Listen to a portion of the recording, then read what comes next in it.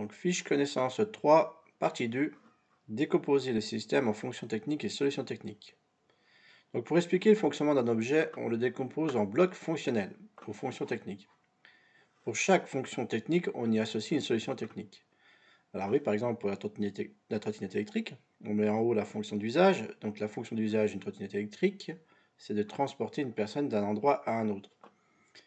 Donc, on peut décomposer la trottinette, pour qu'elle puisse transporter une personne d'un endroit à un autre, qu'il faut qu'elle ait comme fonction technique, donc une motorisation, une transmission d'énergie, un freinage, un système de guidage.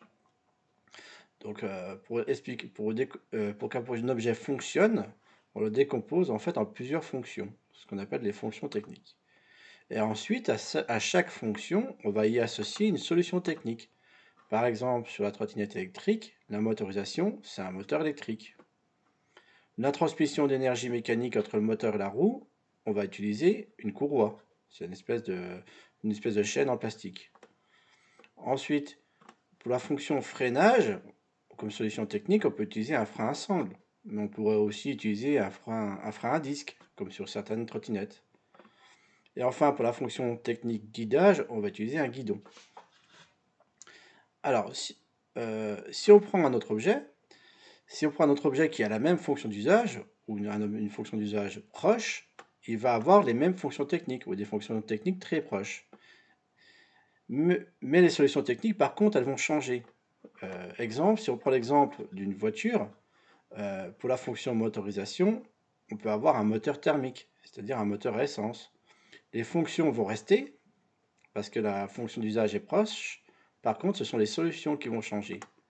Par exemple, sur une voiture, pour transmettre l'énergie entre le moteur et la roue, on utilise une boîte de vitesse. Elle peut être robotisée ou pas. Sur une voiture, pour la fonction technique freinage, on utilise plus souvent des freins à disque. Et enfin, sur une voiture, pour la fonction technique guidage, on utilise un volant.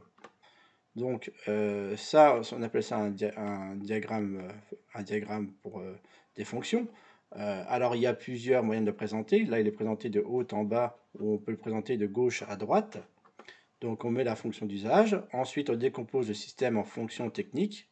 Et ensuite, on essaye de trouver une solution technique pour chaque fonction technique, afin que le système puisse répondre à sa fonction d'usage. Voilà.